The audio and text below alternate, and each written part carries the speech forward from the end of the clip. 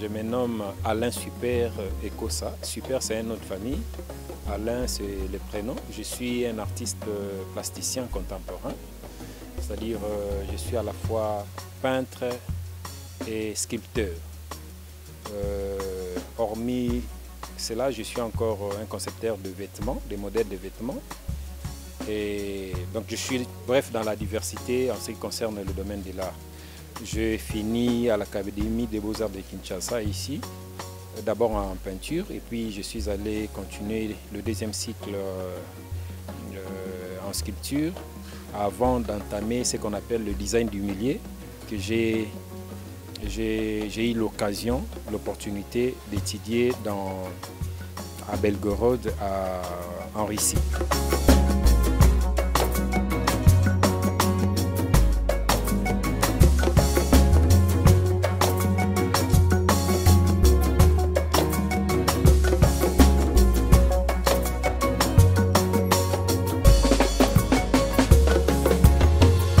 Bon, je dirais que le domaine de l'art est très vaste.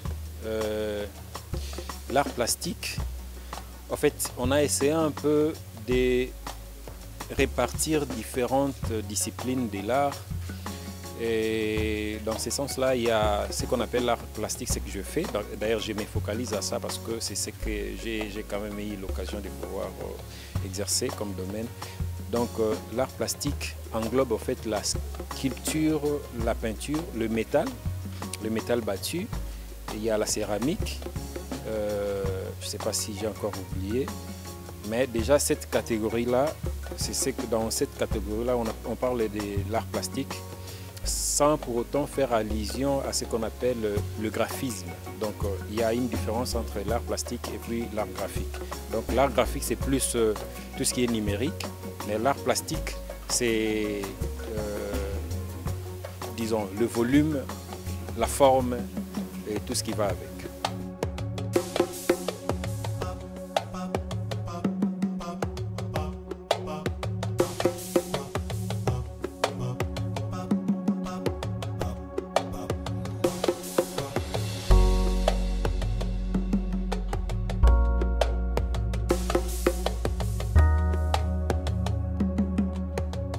Bon, disons, là où je suis à l'aise, quand on parle des concepteurs de vêtements ou plasticiens, je pense que ça dépend des circonstances, ça dépend de l'objectif, du message, parce que le vêtement, c'est plus sur le plan commercial. Mais quand on parle de l'art plastique, c'est une expression, c'est une façon de parler. Donc, comme tout homme, l'artiste a cette obligation-là de s'exprimer, de pouvoir transmettre ce qu'il a comme message à travers les couleurs, les formes, les lignes et autres. Alors que dans la conception des vêtements, c'est surtout sur le plan commercial, mais on essaie un peu d'intégrer l'art dans la conception des vêtements. Donc c'est un peu ça. Donc dire que je suis à l'aise quelque part, ça dépend des circonstances, ça dépend vraiment de l'objectif.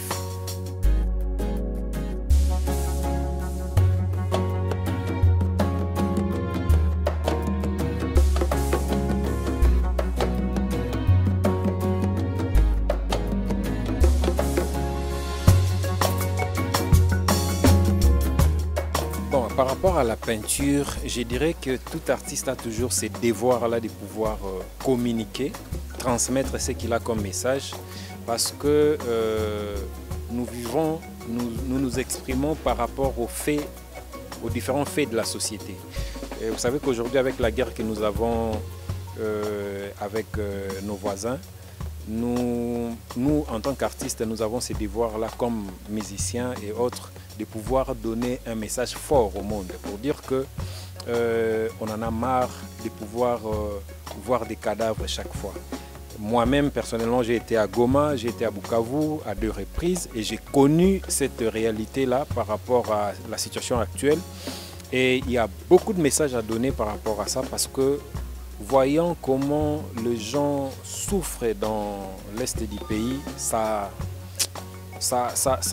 nous fait réfléchir à 2 reprises, à deux fois, comme on dit.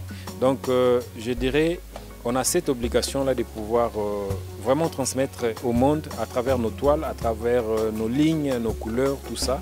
C'est comme ça que j'ai réalisé une série de peintures comme ça pour faire écho au monde, pour dire qu'on en a marre. Il y a vraiment cette agression qui est injuste, que subissent notre pays et qui demande à ce que nous, en tant qu'artistes, nous puissions avoir un message fort au monde, à ceux qui apprécient le domaine de l'art, de pouvoir communiquer avec eux et qu'on sache comment est-ce qu'on peut réfléchir ensemble pour pouvoir donner la solution à ces problèmes. C'est comme ça que j'ai réalisé cette toile-là qui est devant vous, qui est l'une des toiles parmi tant d'autres qui va être réalisée. Ça sera une série d'étoiles comme ça, qui va parler rien que de l'Est et par rapport à la réalité que j'ai vécue moi-même dans ces coins du pays qui est extrêmement riche mais envié par nos voisins et qui devient maintenant un fardeau pour la population, qui devient une calamité, qui devient une souffrance par rapport à ceux qui vivent dans ces coins-là. Et ça fait pitié, c'est comme ça que nous contribuons en tant qu'artistes à ces problèmes communautaires qui engagent vraiment tout le monde dans ces pays.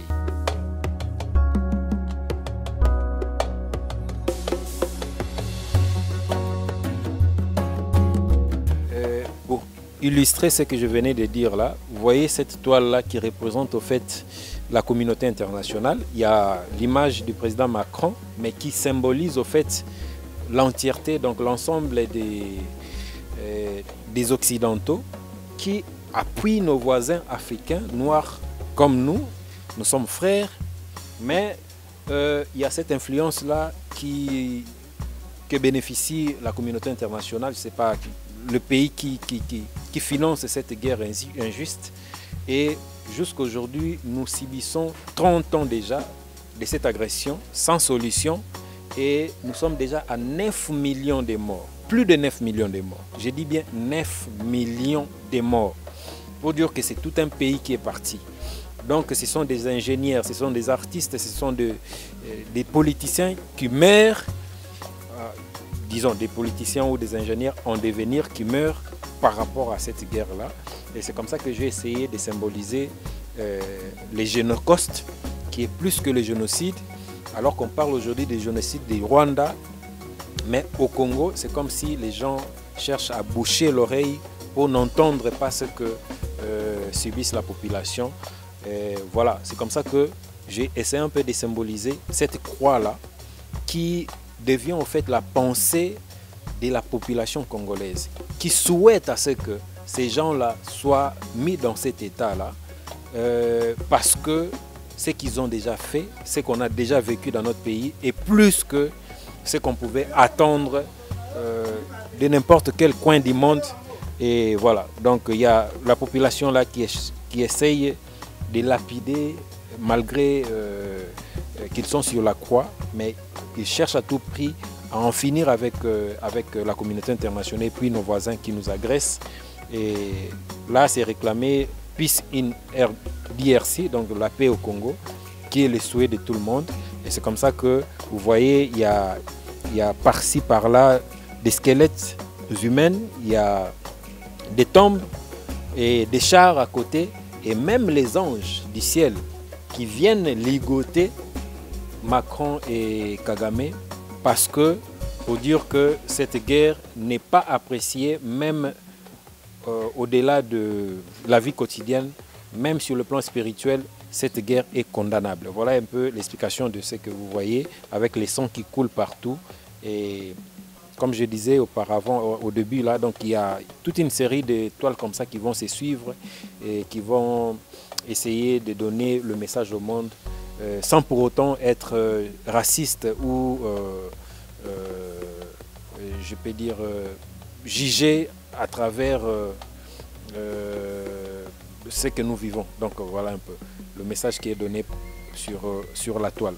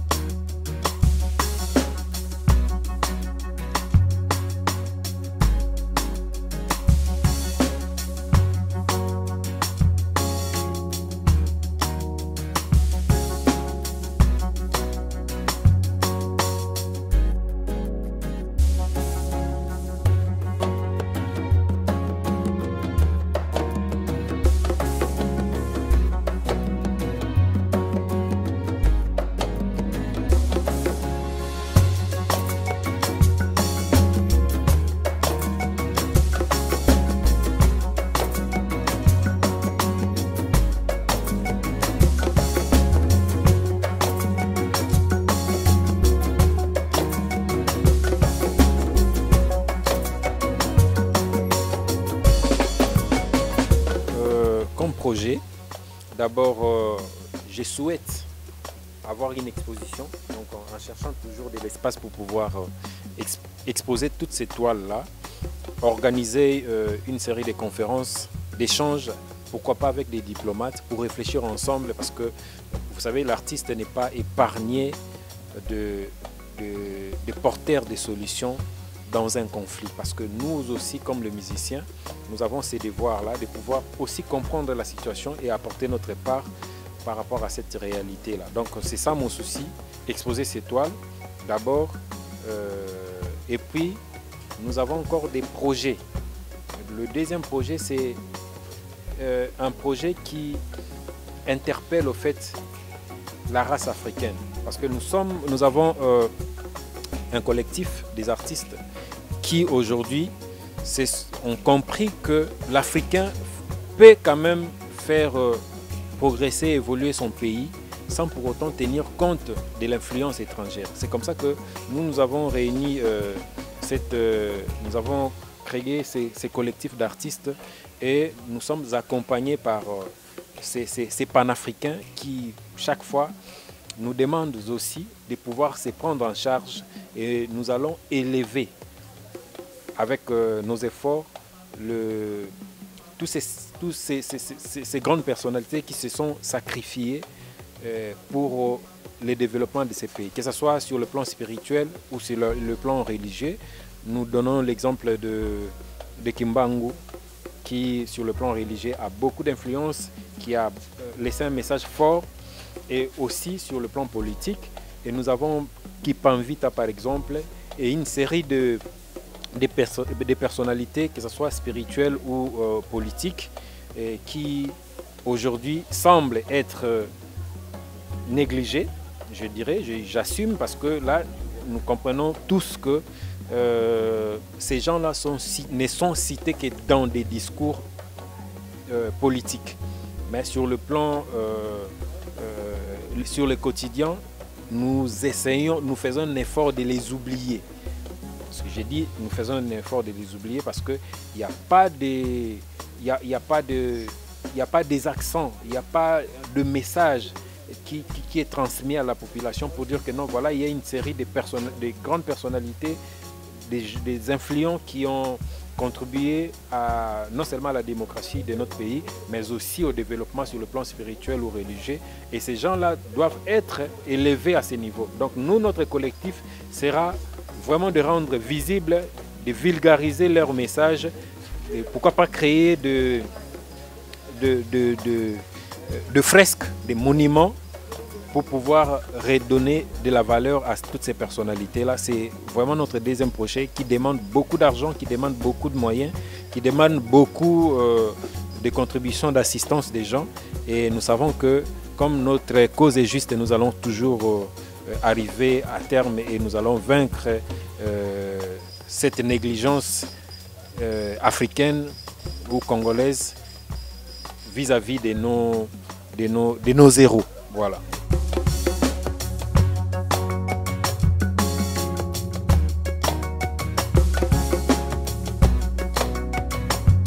Bon, les difficultés, il y en a toujours comme dans tous les domaines, mais ici, dans notre pays, vous savez qu'être artiste au Congo, c'est un domaine qui demande beaucoup de réflexion, beaucoup d'estime, mais malheureusement, par rapport à la structure de notre pays, par rapport à l'économie, par rapport aux réalités sociales, tout ça, l'artiste n'est pas très considéré, n'est pas très pris en charge par la société congolaise, et voire même menacé, parce que vous savez que tout ce que nous avons fait, l'exemple que j'ai donné avec la toile, qui représente Macron et le président rwandais, peut avoir de l'impact sur ma personne, parce que là, nous savons tous que quand vous parlez trop de la politique dans la peinture, vous êtes poursuivi, vous êtes menacé, vous êtes brutalisé, mais nous n'allons pas nous taire parce que c'est une expression. Nous avons besoin de parler, nous avons besoin de pouvoir s'exprimer et transmettre le message que nous avons,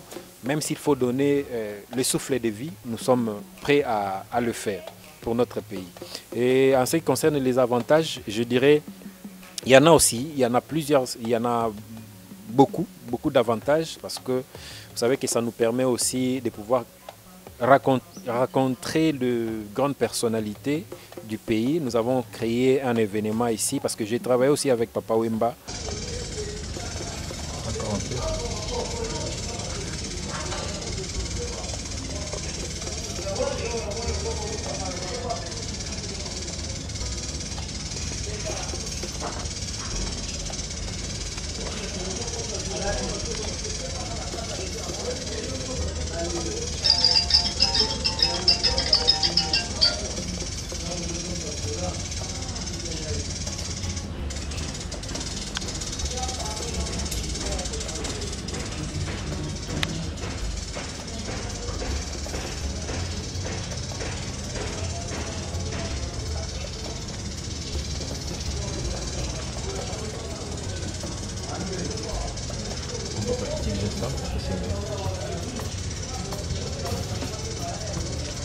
Tu peux le faire avec ça?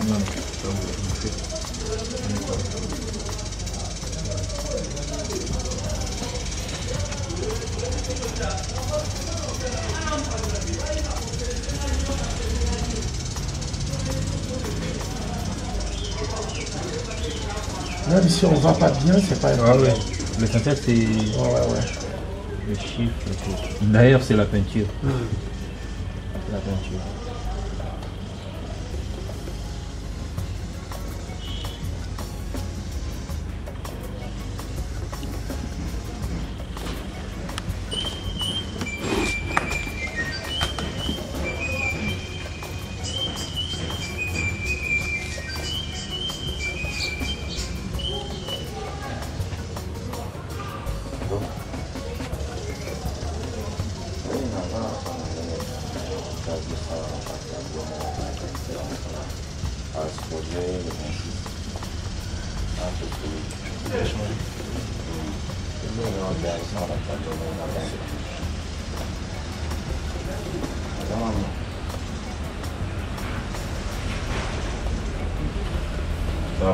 Ça aussi.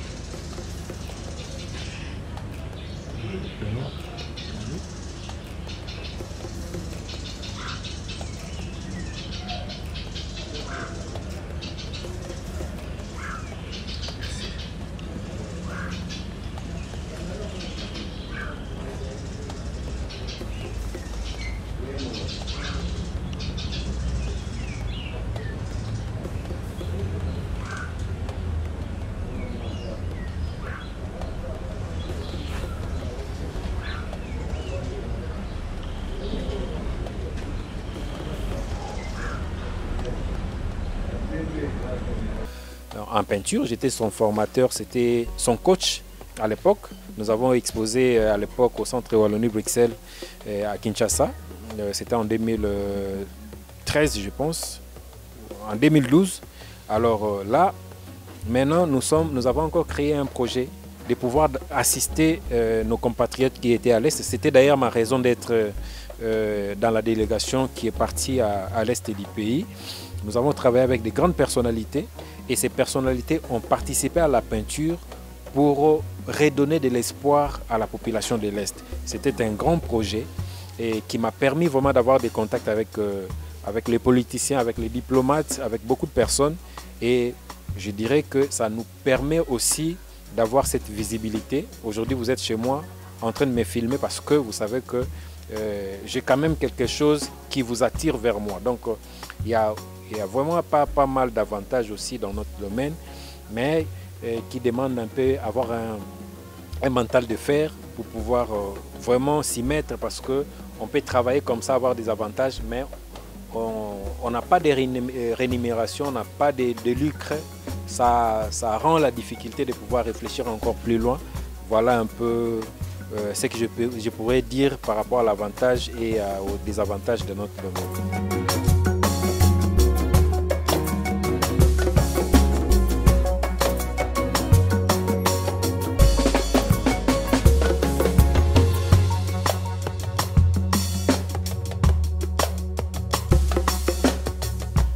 Le dernier mot, ça sera peut-être que nous soyons plus considérés. Donc moi, je parle toujours de notre pays par rapport au ministère, par rapport aux structures qui prennent les artistes en charge dans notre pays ne marchent pas. Donc je demanderai à ce que les gens puissent quand même donner de l'espace aux artistes, donner de moyens d'expression aux artistes, parce que c'est ce qui est important.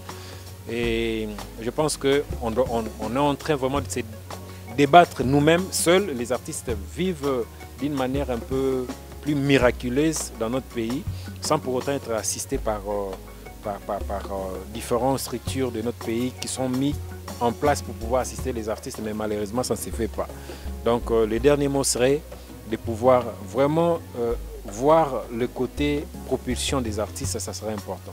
Alors j'ai dit merci, j'en profite de l'occasion pour dire merci aussi à Edip TV, de mon ami Edi Opara, un ami d'enfance avec qui nous avons partagé beaucoup de choses. Aujourd'hui, il a accepté de pouvoir donner l'espace aux artistes, de pouvoir donner la page aux artistes plasticiens des Beaux-Arts, Beaux-Arts chez vous, le titre de l'émission, que j'encourage toujours, malgré qu'il est hors du pays, mais aujourd'hui, il a pensé à ses frères qui sont au pays pour pouvoir leur donner de l'espace, des moyens d'expression. Et je pense que c'est quelque chose à encourager. Moi, je lui dis bravo, et j'ai dit bravo aussi à toute l'équipe qui accepte de nous accompagner pour pouvoir vraiment accéder dans ces cadres et pouvoir donner le meilleur de nous-mêmes et vivre dans cette optique-là de pouvoir propulser l'art dans notre pays. Et c'est très important. Il n'y a que le blanc qui considère l'artiste congolais. Mais nous-mêmes, en tant que Noirs, en tant qu'Africains, en tant que Congolais, nous avons cette négligence-là de pouvoir écarter cette réalité artistique, et ce qui est déplorable. Donc voilà un peu le mot que j'avais à dire pour pouvoir conclure. Merci beaucoup. Le contact, je suis sur les réseaux sociaux, Alain Super ou Super Alain. Je suis, pour le moment, mon numéro WhatsApp, c'est le code du pays 243, plus 243, 85, 48, 98, 521. Tous ceux qui peuvent me contacter par WhatsApp, ils ont ces numéros-là. Et puis, dans les réseaux sociaux, tapez Alain Super, vous avez toutes les plateformes qui vont quand même vous permettre à pouvoir découvrir le travail que je fais en tant qu'artiste dans mon coin. Merci beaucoup. Salut la famille, c'est votre artiste S-Grave 2. Vous êtes sur Edip TV.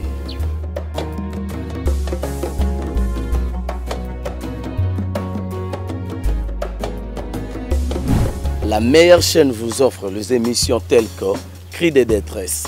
Pour Bissot, on compatit avec ceux qui souffrent. Les émissions comme Jeune entrepreneur, Beaux-Arts chez vous et tant d'autres.